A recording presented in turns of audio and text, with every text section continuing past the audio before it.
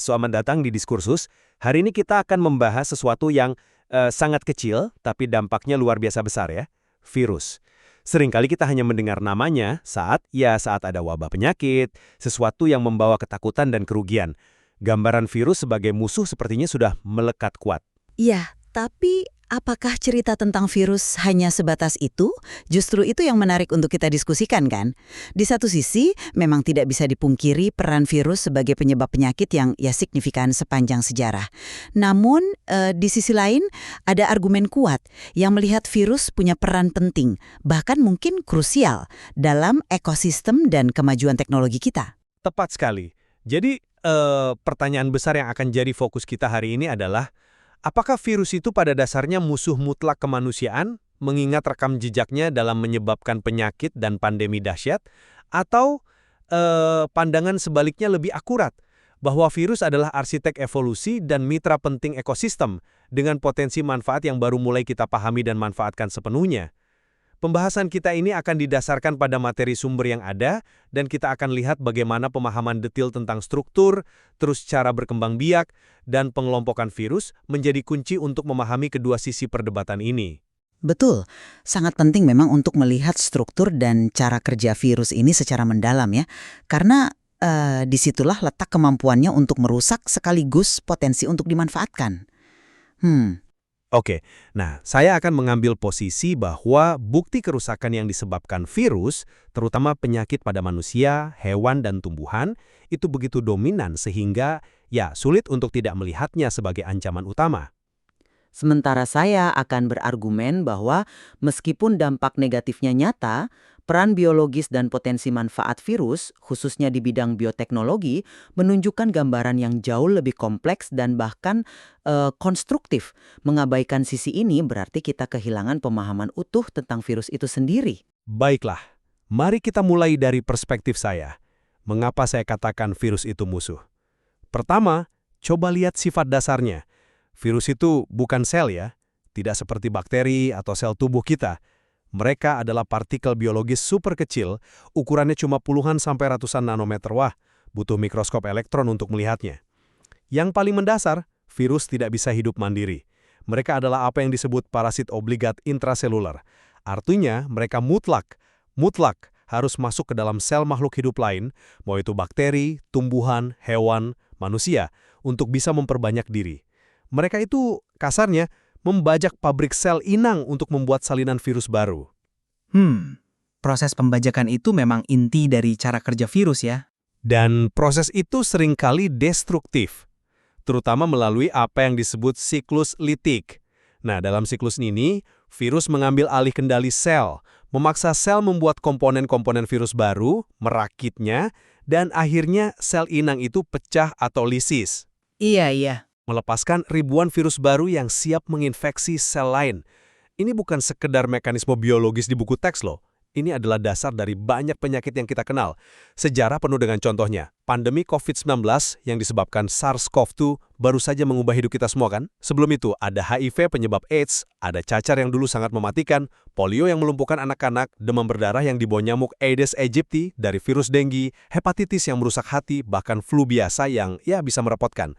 Ini belum termasuk penyakit pada hewan seperti rabies dari rhabdovirus atau penyakit tetelo pada unggas. Tumbuhan juga jadi korban seperti penyakit mosaik pada tembakau, TMV, atau tungro pada padi yang merugikan petani. Strukturnya yang sangat sederhana hanya materi genetik berupa DNA atau RNA yang dibungkus lubung protein bernama kapsid ternyata sudah cukup efisien untuk melakukan semua kerusakan ini. Cara penularannya pun beragam dan efektif. Lewat udara droplet, sentuhan, cairan tubuh, vektor seperti nyamuk. Ini membuat penyebarannya sulit dikendalikan dan dampaknya bisa meluas dengan cepat, menyebabkan krisis kesehatan masyarakat dan kerugian ekonomi yang besar. Jadi dari sudut pandang ini sulit melihat virus selain sebagai agen perusak. Bahkan statusnya sebagai makhluk hidup pun sering diperdebatkan karena ketergantungan totalnya pada inang. Saya tidak menyangkal semua dampak negatif yang Anda sebutkan tadi. Itu fakta yang memang harus kita hadapi dan tangani. Namun, membatasi pandangan kita hanya pada aspek destruktif itu, menurut saya terlalu menyederhanakan gambaran besarnya. Justru karena kita mempelajari secara detail struktur virus, mulai dari materi genetiknya, ada yang DNA, ada yang RNA, bentuk kapsidnya, ada tidaknya lapisan tambahan bernama amplop seperti pada virus corona, sampai protein-protein spesifik di permukaannya yang berfungsi seperti kunci untuk masuk ke sel dan juga cara mereka bereplikasi, termasuk siklus litik yang merusak itu, kita jadi punya senjata untuk melawannya. Tapi pemahaman yang sama juga membuka pintu untuk memanfaatkan virus. Contoh paling nyata dan dampaknya masif adalah vaksin. Banyak vaksin yang kita gunakan, termasuk untuk COVID-19, itu kan dibuat dengan memanfaatkan virus itu sendiri, entah yang dilemahkan, dimatikan, atau bahkan hanya bagian tertentu darinya. Tujuannya adalah melatih sistem kekebalan tubuh kita agar siap melawan jika terinfeksi virus yang sesungguhnya. Ini bukti konkret bagaimana pemahaman tentang musuh justru bisa menyelamatkan jutaan nyawa. Vaksin memang pencapaian besar. Saya akui itu. Tapi itu kan upaya kita untuk menahan serangan musuh. Itu tidak mengubah sifat dasar virusnya sebagai penyerang, kan? Tapi potensi pemanfaatannya tidak berhenti di situ saja.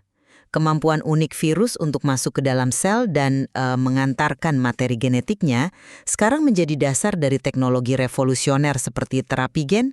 Terapi gen ya? Iya, para ilmuwan sedang mengembangkan cara merekayasa virus membuatnya tidak berbahaya untuk dijadikan kurir atau vektor yang membawa gen sehat ke dalam sel pasien yang menderita penyakit genetik. Ini memberikan harapan untuk penyakit-penyakit yang sebelumnya dianggap tidak bisa disembuhkan. Terus ada lagi bidang yang sangat menarik, viroterapi atau terapi onkolotik. Ini adalah penggunaan virus yang sudah direkayasa secara khusus untuk hanya menginfeksi dan menghancurkan sel kanker. Jadi virus dipersenjatai untuk menyerang sel kanker secara spesifik, mematikannya melalui lisis, dan bahkan bisa memicu sistem imun kita untuk ikut menyerang tumor. Ini bukan lagi sekedar ide loh, tapi sudah masuk uji klinis untuk beberapa jenis kanker. Potensi lain ada di rekayasa genetika, misalnya kemungkinan menggunakan virus sebagai vektor untuk memodifikasi bakteri agar menghasilkan insulin. Semua ini menunjukkan bahwa sifat-sifat biologis virus, termasuk kemampuannya membajak sel, bisa dibelokkan untuk tujuan yang bermanfaat. Ini bukan soal menyangkal bahayanya, tapi melihat ada potensi lain di balik itu. Potensi memang ada, saya setuju. Tapi mari kita lihat skalanya. Sejarah dan berita harian itu dipenuhi cerita tentang penderitaan akibat virus. Pandemi flu Spanyol 1918, cacar, polio, HIV/AIDS, Ebola, Zika, dan tentu saja COVID-19. Jumlah korban jiwa, penderitaan fisik dan mental, kelumpuhan ekonomi, disrupsi sosial skalanya itu masif, global dan nyata. Sumber kita mencatat daftar panjang penyakit pada manusia, hewan ternak, dan tanaman pangan yang disebabkan virus. Dampaknya langsung terasa oleh miliaran orang. Sementara itu manfaat yang Anda sebutkan, seperti terapi gen atau viroterapi, meskipun menjanjikan, aplikasinya kan masih terbatas atau ya dalam tahap pengembangan.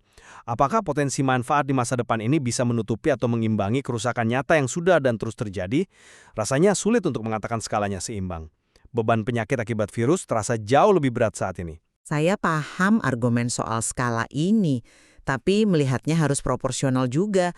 Vaksin saja yang sudah jadi teknologi mapan telah mencegah kesakitan dan kematian dalam skala yang juga masif. Coba bayangkan dunia tanpa vaksin polio, campak, atau cacar. Itu adalah dampak positif skala besar yang sudah kita nikmati berkat pemahaman tentang virus. Jadi tidak benar kalau manfaatnya hanya potensi masa depan. Selain itu, argumen Anda seolah-olah menganggap bahwa karena virus berbahaya kita hanya bisa pasrah. Padahal, gini, justru karena kita tahu cara kerjanya, kita bisa melakukan intervensi. Kita tahu virus corona punya amplop lemak yang rentan terhadap sabun, informasi ini jadi dasar protokol cuci tangan yang efektif kan? Kita tahu target spesifik dalam siklus replikasi virus herpes, sehingga kita bisa mengembangkan obat antivirus seperti acyclovir yang menghambat perkembangbiakannya. Kemampuan kita untuk mengurangi dampak negatif terus meningkat seiring makin dalamnya pemahaman kita. Terapi gen dan viroterapi memang mungkin belum semasif vaksin, tapi ini adalah frontier baru yang bisa mengatasi penyakit yang selama ini jadi, katakanlah, vonis mati. Ini bukan soal menimbang mana yang lebih besar, tapi mengakui bahwa kedua sisi risiko destruktif dan potensi konstruktif adalah bagian dari realitas biologis virus. Dan kunci untuk mengelola keduanya adalah pengetahuan yang mendalam. Oke. Tapi kembali ke sifat dasarnya. Interaksi paling umum antara virus patogenik dengan inangnya adalah siklus litik. Masuk, replikasi besar-besaran dengan menguras sumber daya sel, lalu hancurkan sel untuk menyebar. Itu kan model parasitisme murni. Virus tidak memberi kontribusi apapun pada sel inang dalam siklus ini. Ia hanya mengeksploitasi sampai mati. Statusnya sebagai parasit obligat intraseluler yang tidak bisa hidup tanpa menumpang di sel lain, memperkuat citra ini. Mereka seperti, perompak biologis. Bagaimana bisa sesuatu yang sifat intrinsiknya adalah mengambil alih dan merusak dianggap sebagai mitra? Nah, karena Anda hanya melihat satu sisi dari cara replikasi virus, ada mekanisme lain yang juga fundamental, yaitu siklus lisogenik. Dalam siklus ini, materi genetik virus tidak langsung mengambil alih sel, tapi justru menyisip atau berintegrasi ke dalam DNA sel inang. Dalam kondisi ini, materi genetik virus disebut profag jika pada bakteri ikut mereplikasi diri setiap kali sel inang membelah. Bisa tertidur di sana dalam waktu lama, diwariskan ke sel-sel anak. Ini menunjukkan adanya potensi hubungan jangka panjang yang lebih kompleks daripada sekedar penghancuran. Sel inang tidak langsung mati. Lebih jauh lagi, mekanisme integrasi ini adalah salah satu cara terjadinya transfer gen horizontal, yaitu perpindahan materi genetik antar organisme yang tidak melalui reproduksi. Virus bisa membawa potongan gen dari satu inang dan memindahkannya ke inang lain. Banyak ilmuwan percaya bahwa proses ini memainkan peran penting dalam evolusi, memberikan materi genetik baru yang bisa memunculkan sifat-sifat baru pada organisme. Jadi dalam jangka panjang, virus bisa jadi berperan sebagai agen perubahan arsitek yang ikut membentuk dan memperkaya keragaman genetik di alam.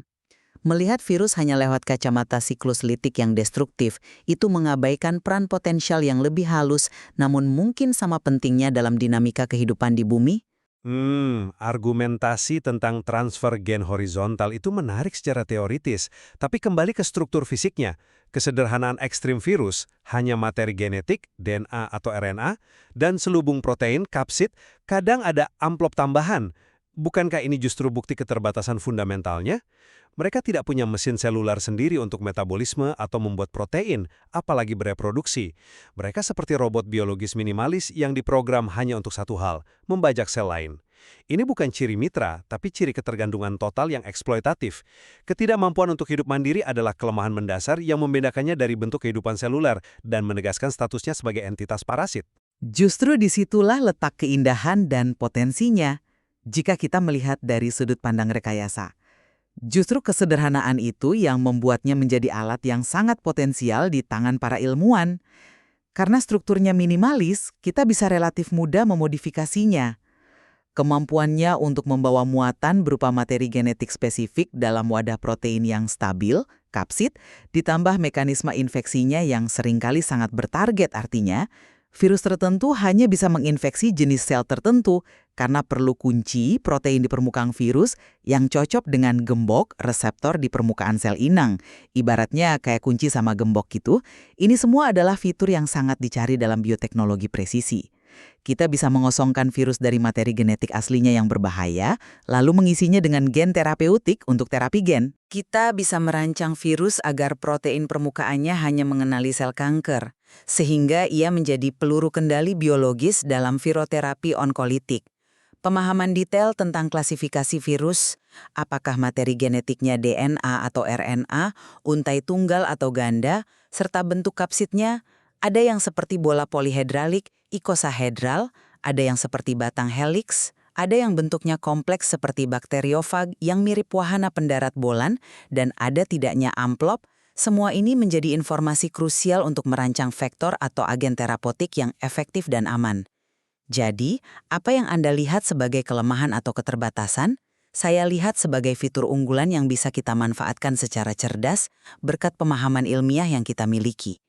Kesederhanaan itu adalah kunci fleksibilitasnya untuk direkayasa. Baiklah, jadi kalau dari sisi saya sebagai rangkuman, meskipun tidak bisa dipungkiri ada potensi manfaat yang muncul dari studi tentang virus, terutama di bidang bioteknologi, bukti nyata dan dampak historis serta kontemporer dari penyakit, Penderitaan, kematian, dan gangguan sosial ekonomi yang disebabkan oleh virus itu jauh lebih menonjol dan terasa dampaknya secara global. Sifatnya sebagai parasit yang mutlak bergantung pada sel inang, dan cara replikasinya yang seringkali berakhir dengan kehancuran sel tersebut, menempatkan virus sebagai salah satu ancaman terbesar bagi kesehatan manusia, hewan, dan tumbuhan. Pemahaman mendalam tentang struktur, cara replikasi, dan penyebarannya memang vital, tapi tujuan utamanya tetaplah untuk membangun pertahanan yang lebih baik dan strategi untuk mengurangi ancaman yang mereka bawa. Mereka tetaplah pada intinya musuh yang harus diwaspadai dan dikendalikan. Sementara kalau menurut saya, kesimpulannya adalah bahwa di balik citra negatifnya sebagai penyebab penyakit, virus memiliki peran biologis yang jauh lebih kompleks dan menawarkan potensi manfaat yang luar biasa. Vaksinasi adalah bukti nyata bagaimana pemahaman kita tentang virus bisa menyelamatkan nyawa dalam skala besar.